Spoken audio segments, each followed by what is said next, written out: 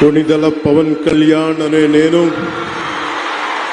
శాసనం ద్వారా నిర్మితమైన భారత రాజ్యాంగం పట్ల నిజమైన విశ్వాసం విధేయత చూపుతానని, భారతదేశ సార్వభౌమాధికారాన్ని సమగ్రతని కాపాడుతానని, ఆంధ్రప్రదేశ్ రాష్ట్ర మంత్రిగా నా కర్తవ్యాలను శ్రద్ధతో అంతఃకరణ శుద్ధితో నిర్వహిస్తానని, భయం గాని పక్షపాతం గాని రాగద్వేషాలు గాని లేకుండా రాజ్యాంగాన్ని శాసనాలని అనుసరించి ప్రజలందరికీ న్యాయం చేకూరుస్తానని దైవ సాక్షిగా ప్రమాణం చేస్తున్నాను.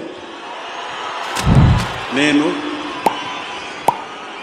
కొణిదెల పవన్ కళ్యాణ్ అనే నేను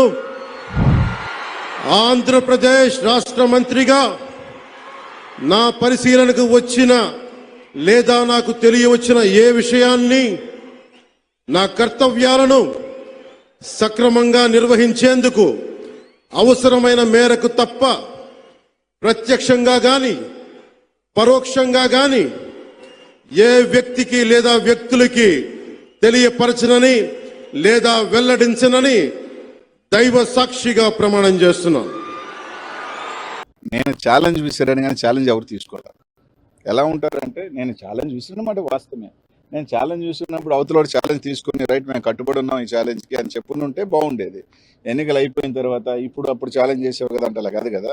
నేను ఒక సవాల్ విసిరినప్పుడు ఆ సవాల్ స్వీకరించేవాడు కూడా స్వీకరించుకొని చేస్తుంటే బాగుండేది. రైట్, సామెత ఒకటి ఉంది, హనుమాన్ జంక్షన్లో నాకు బాగా నచ్చిన డైలాగ్, గెలిచినోడు చెప్తాడు ఓడినోడు వినాలని. ఈరోజు వాళ్ళు చెప్తున్నారు, మేము వింటాం, పర్వాలేదు. ఈరోజు వాళ్ళు ఏదైనా చెప్తున్నారు, రైట్, వాళ్ళు ట్రోల్ చేసుకుంటున్నారు, చేసుకునే ఇబ్బంది ఏం లేదు. ట్రోల్ చేసుకునే స్థాయిలో మేము ఉన్నామంటే మేము ఎదిగినట్టే. We are in public, good publicity or bad publicity. నియోజకవర్గాల మార్పులు ఓటమిలో ఎంతవరకు ఏమీ ఇప్పుడు పల్నాడులో నాకు 40,000 ఓట్లు ఎమ్మెల్యేల కన్నా ఎక్కువ వచ్చినాయి కదా చెప్తున్నా. కాబట్టి అదేం పెద్ద కోరుకున్నా, ఎందుకంటే ఇంత పెద్ద ఎలక్షన్ దీంట్లో కొన్ని దగ్గరలో చూసుకున్నప్పుడు రకరకాల అనుమానాలు ఉన్నాయి, రకరకాలు ఉన్నాయి. కాబట్టి అదేం పెద్ద ఫ్యాక్టర్ నేను అనుకోను. వేరియస్ రీజన్స్ అన్వేషిస్తూ ఉన్నారు, కొన్ని మాకు తెలుసుకోని కారణాలు. మా నాయకులు కూడా కారణాలు ఎందుకు పోయినాయి, రకరకాల కారణాలు వాళ్ళు అన్వేషిస్తున్నారు, మేము అన్వేషిస్తున్నాం. తప్పకుండా దాన్ని అంతా కూడా ఓవర్హెడ్ చేసుకొని వాళ్ళు ఇచ్చిన హామీలు కానీ రకరకాలు కానీ వాళ్ళు ఖచ్చితంగా నిలబడి వాళ్ళు చెప్పిన హామీలు ఉన్నాయి కదా, అవి కూడా ప్రజలకు చేయాలా, చేయకపోతే తప్పకుండా ప్రజాపక్షాలు నిలబడతాం. అంతే. తప్పకుండా ప్రతి ఒక్క కార్యకర్త కూడా జగన్మోహన్ రెడ్డి గారు అండగా ఉంటారు, మేము అందరం కూడా అండగా ఉంటాం. తొందరలోనే దానికి సంబంధించింది కూడా ఇది చేస్తాం. తప్పకుండానే అందరం కూడా ఎప్పుడు కూడా ఏ గవర్నమెంట్కి అయినా కూడా కొంత టైం అనేది ఇస్తారు. ఎవరైనా కూడా 6 months 1 year దేనికైనా కూడా ఒక స్టార్టింగ్ పీరియడ్ ఉంటుంది, వేచి ఉంటాం. తప్పకుండా చూస్తాం, మంచి చేస్తే తప్పకుండా మంచి చేయాలి కోరుకుంటాం. అసెంబ్లీకి గేట్ కూడా తాకనివ్వని నేను అనలేదే, అసెంబ్లీకి పంపించిన అసెంబ్లీకి వెళ్ళడం చెప్పి నేను అనలేదే. జనసేన కార్యకర్తలు పెద్ద ఎత్తున మీ మీద ట్రోల్ చేస్తున్నారు. నేను అనలేదే, మంత్రిగా ప్రమాణ స్వీకారం చేసి తప్పకుండా నేను చెప్పేదంటే పవన్ కళ్యాణ్ గేట్ దాటలేదు. ఫస్ట్ ఆఫ్ ఆల్ నేను అనలేదు, ఫస్ట్ ఆఫ్ ఆల్ అది నేను అనలేదు, పక్కన పెట్టుకోండి. రైట్, ఇదే పవన్ కళ్యాణ్ గారు గతంలో ఓడిపోయారు, ఇప్పుడు గెలిచారు, అంతే. దాంట్లో ఏముంది, రేపు అనేది మళ్ళీ ఉంటుంది కదా రాజకీయాల్లో. It is cycle. Congress party 10 years ఉంది, 15 years లేదు. చంద్రబాబు నాయుడు గారు కూడా 4 సార్లు ఓడిపోయారు, మళ్ళీ వచ్చారు కదా.